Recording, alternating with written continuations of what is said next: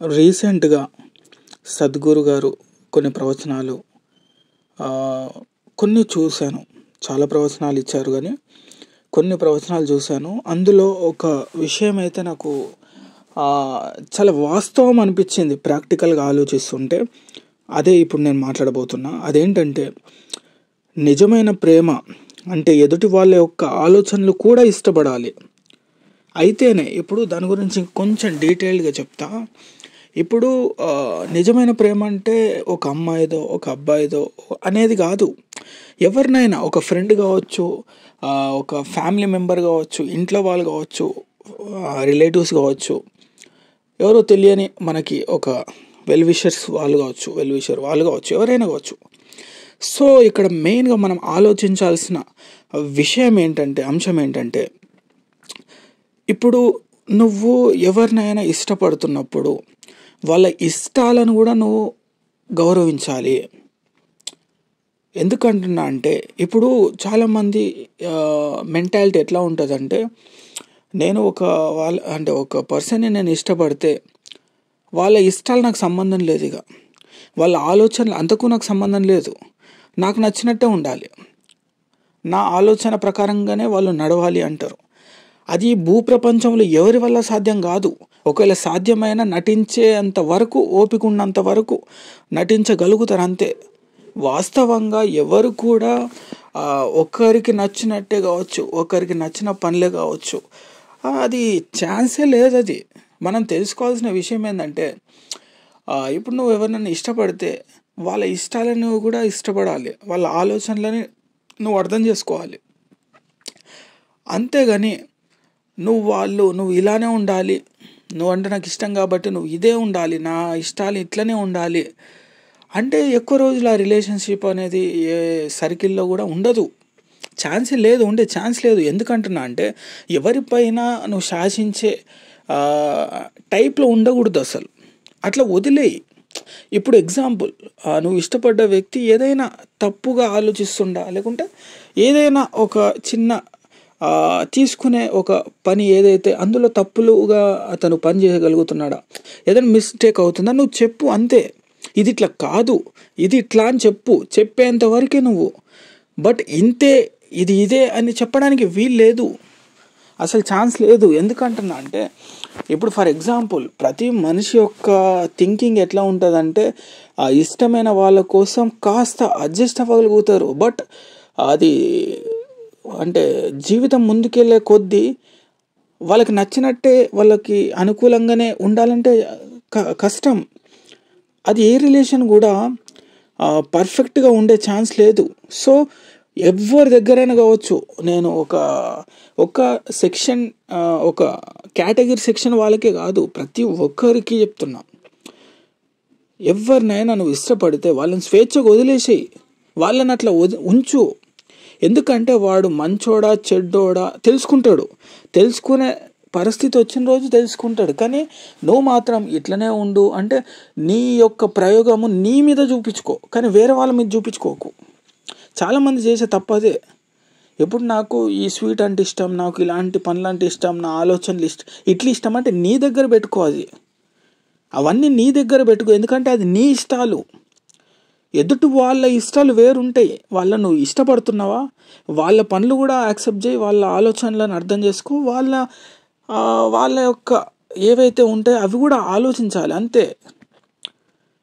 So ఎప్పుడైతే నువ్వు ఇష్టం ఉన్న చోట నీ ఇష్టంగానే ఉండాలి అని నువ్వు ఎప్పుడైతే అనుకుంటావో, అప్పుడు ఏ రిలేషన్ కూడా అంటే ప్రాపర్గా ఉండే ఛాన్స్ లేదు.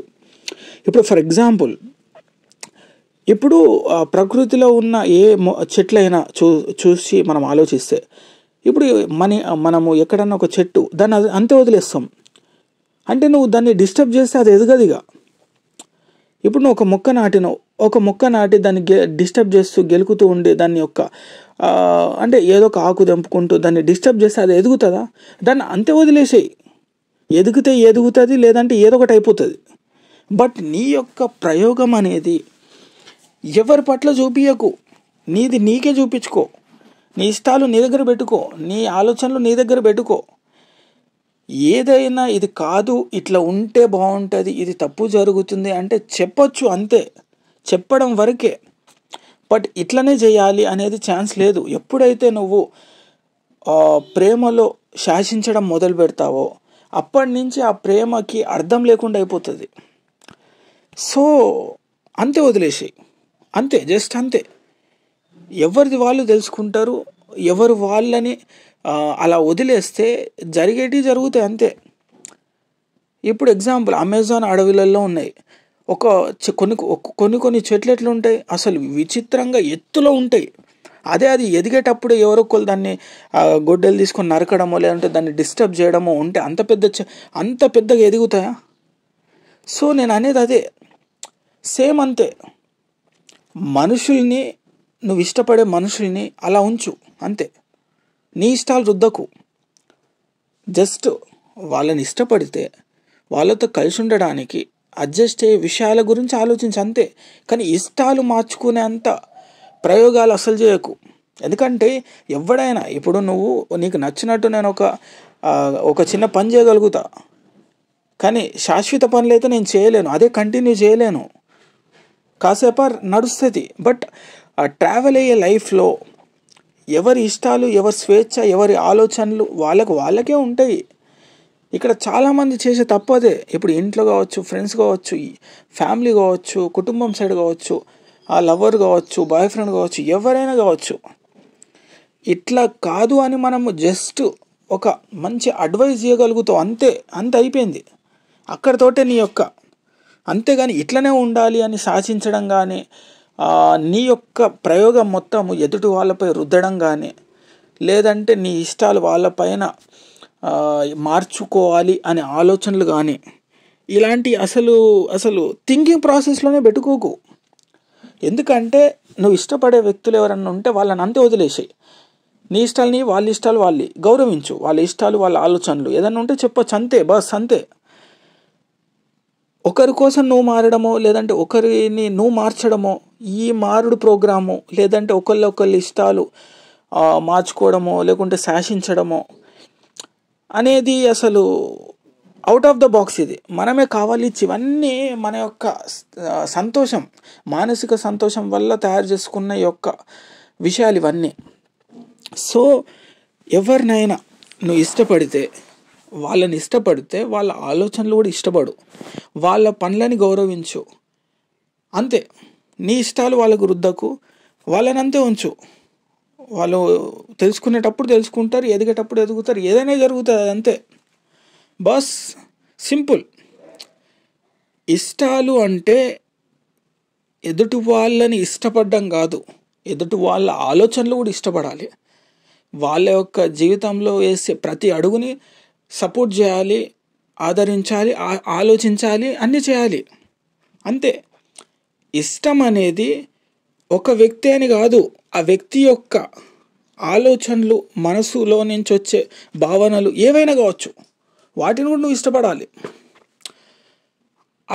అట్లా ఆలోచించగలిగితేనే నువ్వు కొంచెం ఏ రిలేషన్లో అయినా ఒక క్లారిటీ మెయింటైన్ చేయగలుగుతావు. లేదు నేను శాసిస్తా, వాళ్ళు నాకు నచ్చినట్టే వాళ్ళు ఉండాలి, నా ఇష్టపూర్వకంగానే వాళ్ళు ఉండాలి, వాళ్ళు ఇట్లా ఉండకూడదు అనడానికి అసలు ఛాన్సే లేదు. అది వేస్ట్ ఆఫ్ టైం. అది మనం అనుకుంటాం, గర్వంగా ఫీల్ అవుతాం, అరే అహంగా యాటిట్యూడ్ అంటాం, అరే వాళ్ళు నాకు నచ్చినట్టు ఉంటారు, నేను ఏది చెప్తే అది చిటికేస్తే అట్లా ఇట్లానే. సో అవన్నీ మనిషి యొక్క ఈగో నుంచి పుట్టుకొని వచ్చే ఒక దరిద్రపు వ్యవస్థ అది. మనమే ఒకళ్ళు మనకు చెప్పినట్టు ఉండాలి, వాళ్ళ ఇష్టాలు చంపుకొని నా ఇష్టంగా వాళ్ళు ఉండాలి అనే ఒక పనికి మాలిన విషపూరితమైన ఆనందం కోసం ఇవన్నీ ఇట్లా ఆలోచిస్తూ ఉంటాం మనం.